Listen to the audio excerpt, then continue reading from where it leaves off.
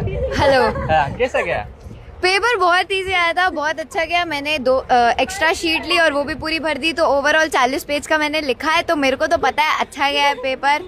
क्या? और इजी था, काफी प्रिडिक्टेबल पेपर था। अच्छा, एकदम। कितने क्वेश्चन अटेम्प्ट करके आए हो? सारे। मैं क्वेश्चंस के अलावा भी क्वेश्चंस अटेम्प्ट करके आई हूँ। आप गलत बंदी से पूछ रहे हो, आप टॉप। अरे क्या बात है। हाँ। फिजिक्स वाला कैसा गया फिर आपका? सर हम कॉमर्स वाले हैं। कॉमर्स वाले? हमारा अभी तक बिजनेस स्टडीज का हुआ है और वो बहुत ही अच्छा गया है। इंग्लिश का भी बहुत अच्छा गया है। अब नजर ना लग जाए, आगे वाले भी अच्छे जाए। देख लिया, चलो अब ये देखो। बेटा आपका नाम क्या है? My name is Chanchal. Okay, तो बेटा आपका जो ये इंग्लिश का पेपर था कैसा था ओवरऑल? ओवरऑल तो इजी पेपर था as compared to sample paper जो बनाए गए थे। और सैम्पल पेपर में लैंग्वेज बहुत मुश्किल थी और जैसे स्कूल वाले पेपर्स बनाते हैं उससे तो बहुत ईजी था। मतलब स्कूल वाले जो पेपर बनाते हैं उससे ईजी था? हाँ, उससे ईजी। ओके, अगर ओवरऑल इसको रेट करूँ तो कितना होगा? और from my side 10 out of 10, मतलब बेस्ट पेपर गया मेरा। अभी तो स्टार्टिंग थी फर्स्ट, तो बहुत अच्छा गया। देखो बच्चों, इंग्लिश के एग्जाम के बाद तो ये रिएक्शन आपका भी आ सकता है। बस कुछ दिक्कतें। कैसी दिक्कतें? आपको इंग्लिश के रूल्स याद ही नहीं होते हैं, फिर चाहे वो टेंसेस हो, प्रेपोजिशंस हो, क्लॉजेस हो या कोई भी और टॉपिक, आपके दिमाग में सब कुछ मिक्स हो जाता है। बात जब राइटिंग सेक्शन की हो तो आपको एंजाइटी होने लग जाती है कि इसमें लिखूं क्या, कैसे इसे शुरू करूं और कैसे इसे कंक्लूड करूं। वोकैबुलरी तो आपका सबसे बड़ा वीकनेस है। आप कितनी बार भी सिनोनिम्स, एंटोनिम्स, इडियम्स, फ्रेजेस को लर्न कर लो, लेकिन इंग्लिश के एग्जाम में या टेस्ट की अगर बात हो तो कुछ भी याद नहीं रहता है। हिंदी में हमारे पास सारे आइडिया, सारी स्टोरी लाइन होती है, लेकिन वही आइडिया जब हमें इंग्लिश में प्रेजेंट करना हो तो हम वहाँ पर गड़बड़ कर जाते हैं। मैम आई डोंट नो कि डबल सॉरी लगी है। I need news but I don't know. I see this internal assessments में अगर टीचर हमें कोई प्रेजेंटेशन देने, स्पीच सुनाने या किसी तरह के डिबेट में पार्टिसिपेट करने कह दें तो भाई एक ही रिएक्शन होता है हमारा कि ये हमसे ना हो पाएगा। आपको भी ऐसे ही डिबेट करना है? नहीं ना? तो चलो वीडियो को 10 सेकेंड्स के लिए पॉज करो और फटाफट से जाके ना कमेंट सेक्शन में लिखो I will improve my English. अगर आपने लिखा है तो मतलब आप सभी ने मुझसे ये प्रॉमिस किया है कि आप अपनी इंग्लिश को इम्प्रूव करोगे।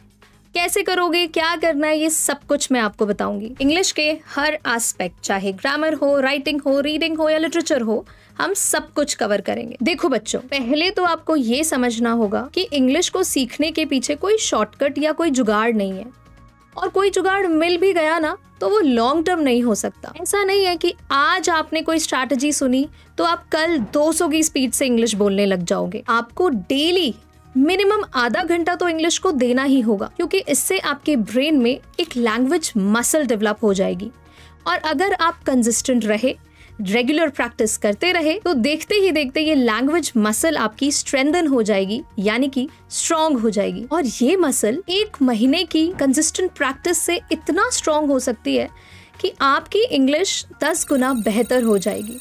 और सोचो, अगर 1 महीने की प्रैक्टिस से इतना इम्पैक्ट पड़ सकता है तो आपके इंग्लिश के फाइनल एग्जाम तक आप कितना इम्प्रूव कर सकते हो। तो चलो सबसे पहले हम इंग्लिश में रीडिंग सेक्शन को कैसे टैकल करना है इस स्ट्रैटेजी पर थोड़ा बात कर लेते हैं। देखो, जब रीडिंग सेक्शन की बात हो तो बच्चों को सबसे ज्यादा प्रॉब्लम अनसीन पैसेजेस में आती है। अब अनसीन पैसेजेस के तो नाम में ही समझ आ रहा है कि ये सीन पोर्शन नहीं है, यानी कि ये आपने पहले कभी पढ़े नहीं होते हैं और आपसे ये एक्सपेक्ट किया जाता है कि आप on the spot answers frame करो। तो यहाँ पर सबसे ज्यादा प्रॉब्लम आप सभी को आती है। क्लास 9th एंड 10th के स्टूडेंट्स के लिए अनसीन पैसेजेस में फैक्चुअल और डिस्क्रिप्टिव दोनों तरीके के पैसेजेस होते हैं और इसीलिए एक स्ट्रॉन्ग स्ट्रैटेजी होना बहुत जरूरी बन जाता है। पर इससे पहले मैं आपको ये स्ट्रैटेजी बताऊं, आपको थोड़ा सा ध्यान अपनी रीडिंग सेक्शन को इम्प्रूव करने की तरफ लगाना होगा।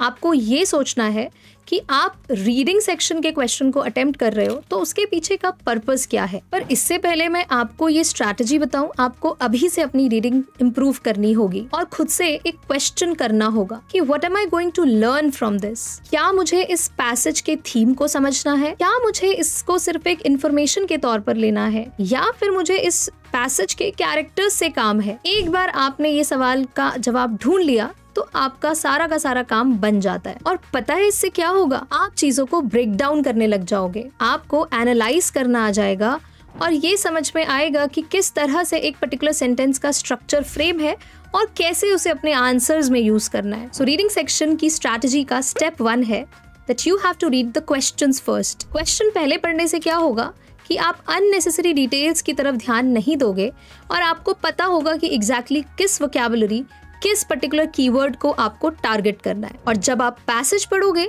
तो ऑटोमेटिकली सारा ध्यान आपके उन इम्पोर्टेंट पॉइंट्स पर ही जाएगा। Step 2, scheme the passage for main idea. आपको पहले ना पैसेज को फटाफट से रीड करना है, बहुत ही फास्ट रीडिंग। ऐसा नहीं है कि आपको बहुत डिटेल उस एनालिसिस में जाना है जिससे आप मेन आइडिया वहां से हाईलाइट कर सकते हो। लेट्स से अगर कोई फैक्चुअल पैसेज है तो उसमें मेंशन डेट्स, कोई स्टैटिस्टिक्स या किसी भी तरह के डेटा को आप हाईलाइट कर सकते हो। अगर डिस्कर्सिव पैसेज है तो ऑथर के ओपिनियन, आर्ग्यूमेंट्स या कंक्लूजन पर भी आप ध्यान दे सकते हो। So the step 3 is that you have to focus on the vocabulary and keywords part. अब इसमें क्या करना है, आपने क्योंकि क्वेश्चन ऑलरेडी पढ़ लिया है, नाउ यू नो कि हमारे पास कोई अननेसेसरी वर्ड है भी और शायद अगर हमें उसका मीनिंग नहीं आता है तो वहां पर हम अपना टाइम वेस्ट बिल्कुल नहीं करेंगे। क्वेश्चंस हमने पढ़ लिए हैं, जो वोकैबुलरी हमें समझ में आ रही है, जिस पर बेस्ड हमारा क्वेश्चन है, हम उसी के हिसाब से अपने वर्ड्स पर फोकस करेंगे।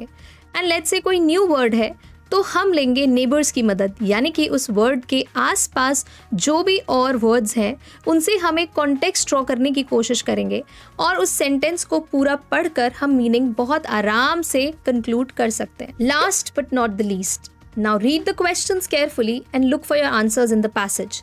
पर इसका मतलब ये नहीं है कि आपको एज इट इज सारे आंसर्स लिखने हैं। You will have to frame your own answers, अपने खुद के आंसर्स आपको बनाने होंगे। यही तो रीडिंग सेक्शन एक्चुअली चेक करता है। वहां पर हम ये चेक कर रहे होते हैं कि क्या आपके अंदर वो एनालिटिकल स्किल्स डेवलप हुई हैं या नहीं। अगर कोई इन्फरेंस बेस्ड क्वेश्चन है तो थोड़ा सा आपको सोच समझ कर आंसर करना होगा। जरूरी नहीं है कि हर क्वेश्चन का वर्ड टू वर्ड आप अपने पैसेज से ही मेंशन करो। अब जैसे आपके पास ये एक क्वेश्चन है और ये इसका पैसेज है, यहाँ पर आपको क्वेश्चन के कीवर्ड से समझना है कि एग्जैक्टली आपसे पूछा क्या गया है। थ्रेट एंड कोस्टल कम्युनिटीज, ये आपके कीवर्ड्स हैं।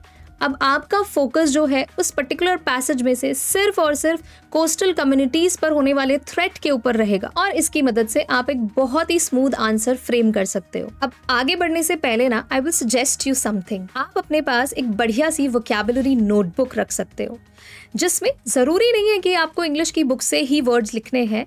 आप सोशल साइंस, मैथमेटिक्स, साइंस की बुक से भी नए वर्ड्स वहां पर लिख सकते हो along with its meanings and sentences. और ये आपको डेफिनेटली रीडिंग सेक्शन में बहुत हेल्प करेगा बिकॉज वहां पर अक्सर आपको नए नए वर्ड्स को टैकल करना पड़ता है। अब हम आगे बढ़ते हैं ग्रामर की स्ट्रैटेजी के साथ। देखो, इंग्लिश में आपको इम्प्रूव करने के लिए ग्रामर को एक फॉर्मूला शीट जैसा ट्रीट करना बंद करना होगा। अब मान के चलो कि मैं आपको एक कॉम्प्लेक्स फॉर्मूला बेस्ड कोई क्वेश्चन दे दूं तो डेफिनेटली वहां पर आपको सॉल्व करने में टाइम लगेगा। तो सेम हमारा इंग्लिश के साथ भी होता है। अब आपने देखा होगा कि बहुत से लोग फ्लुएंटली इंग्लिश के सेंटेंसेस को बोल पाते हैं, पर क्या वो हर टाइम सिर्फ फॉर्मूला के बारे में ही सोचते हैं? ऐसा नहीं है। ज्यादातर लोग तो इंग्लिश ग्रामर को नेचुरली ही अब्सॉर्ब करते हैं और इस साल ना यही हमारा अप्रोच होने वाला है। हम लोगों को रूल्स लेकर बैठने की बिल्कुल भी जरूरत नहीं है। हम ग्रामर को नेचुरली खुद तक पहुंचने देंगे। और इससे रिलेटेड एक इनसाइट मैं आपके साथ शेयर करती हूँ। टीचिंग फेज, आई थिंक ये बहुत ही अर्ली फेज रहा होगा। शुरू के दिनों में आई वॉज प्रिटी एडमेंट कि भाई मुझे ग्रामर के रूल्स ही बच्चों को सिखाने हैं और रूल्स एक बार बच्चे सीख जाएंगे, ऐसा मुझे लगता था कि एक बार रूल्स अगर बच्चे सीख जाएंगे तो उनकी इंग्लिश ऑटोमेटिकली फ्लुएंट हो जाएगी।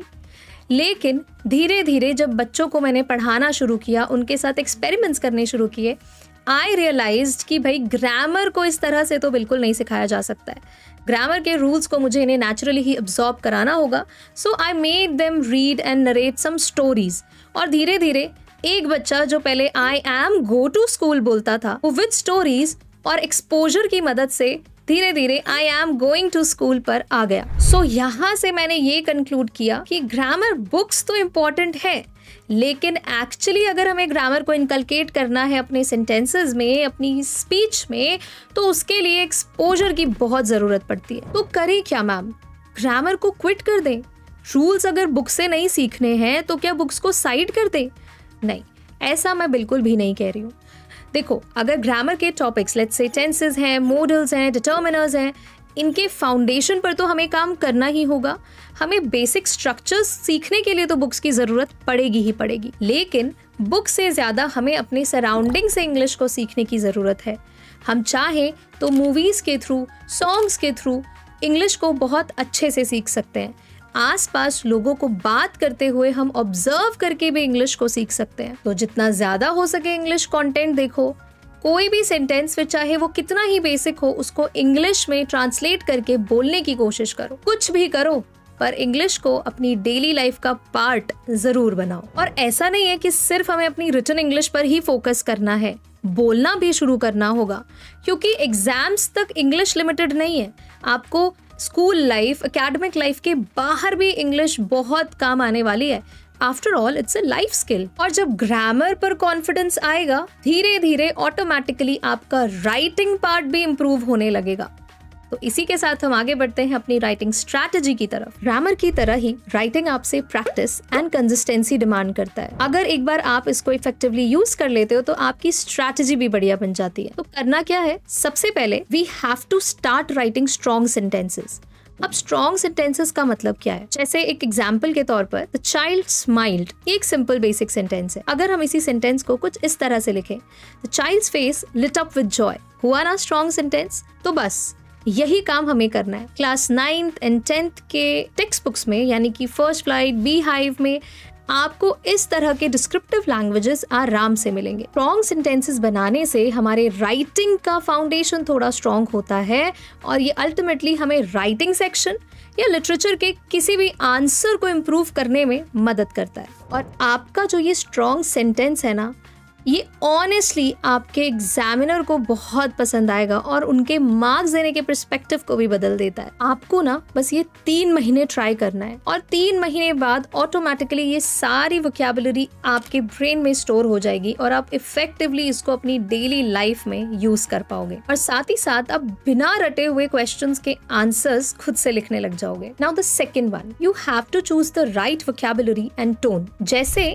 आप जब अपने फ्रेंड से बात करते हो तो वहां पर कभी कभी तू भी चलता है, और अगर आप अपने किसी एल्डर से बात कर रहे हो तो वहां पर हम लोग आप करके बात करते हैं। इंग्लिश में ये पॉसिबल नहीं है बिकॉज वो यूं ही होता है, लेकिन आपको ये स्ट्रैटेजी अपने राइटअप के टोन में मेंटेन करके रखनी है और इसी के अकॉर्डिंग आप अपनी वोकैबुलरी भी ठीक करते चलते हो। देखो, साइंस एंड फन में ये सारे चैप्टर्स, उनके थीम्स, उनके कैरेक्टर्स हम आपको अच्छे से कराते हैं, पर इन छोटी छोटी चीजों का ध्यान आपको खुद से भी रखना होगा। क्वेश्चन के हिसाब से वोकैबुलरी चूज करो।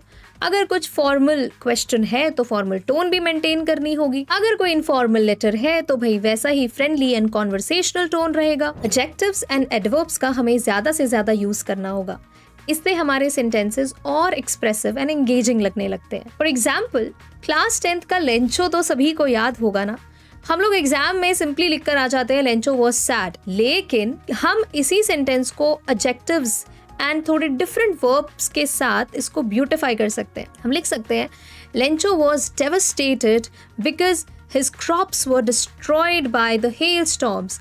हमने थोड़ा सा एडिशनल डिटेल के साथ इस सेंटेंस को एक अच्छी वोकैबुलरी देकर बहुत ही स्ट्रॉन्ग बना दिया है। देखा, सेम आइडिया लेकिन ज्यादा इम्पैक्ट पड़ा। और राइटिंग में हमें कुछ चीजों का खासकर ध्यान रखना है। We should never forget to revise. हमेशा अपने काम को अच्छे से रिवाइज करना है। वन गो में आपने जो कुछ भी आंसर्स लिखा है, ये पक्का है कि नेक्स्ट टाइम या सेकेंड टाइम आप जब रिवाइज कर रहे होगे तो उसमें कुछ ना कुछ आपको ग्रामेटिकल एरर्स, कोई पंक्चुएशन का प्रॉब्लम, किसी भी तरह के स्ट्रक्चर का प्रॉब्लम मिलता ही मिलता है। और एक बार आप जब उसको रिवाइज कर लोगे तो परफेक्ट वर्जन आपके एग्जामिनर के पास जाएगा और आपके अच्छे मार्क्स आने के चांसेस बढ़ जाते हैं। तो अगर इस तरह से आपने अपनी रीडिंग, राइटिंग एंड ग्रामर पर काम कर लिया तो इसी सब का ब्लेंड आपके लिए लिटरेचर बन जाता है। लिटरेचर के चैप्टर्स को आप एक बार रीड कर लोगे और ग्रामर एंड राइटिंग सेक्शन के बताए हुए सारी स्ट्रैटेजी को फॉलो कर लेते हो ना, तो आपके लिए वो स्टोरी, वो थीम और कैरेक्टर लिखना कोई बहुत डिफिकल्ट काम नहीं होगा। इंग्लिश में बेटर होने के लिए आपको सिर्फ किताब ही नहीं, किताब से बाहर भी इंपॉर्टेंस देनी होगी इंग्लिश को। जब आप किताब में आओ तो साइंस एंड फन चैनल पर मैं आपका वेलकम करूंगी और आपको हर चैप्टर डिटेल में पढ़ाऊंगी। आपको बस उन वीडियो को वैल्यू गेन करने के पर्पस से देखना होगा। और अगर आप इस चैलेंज के लिए रेडी हो तो मैं आपको इसी चैनल पर मिलूंगी। So don't forget to subscribe. और अब मिलते हैं नेक्स्ट वीडियो में। Thank you so much.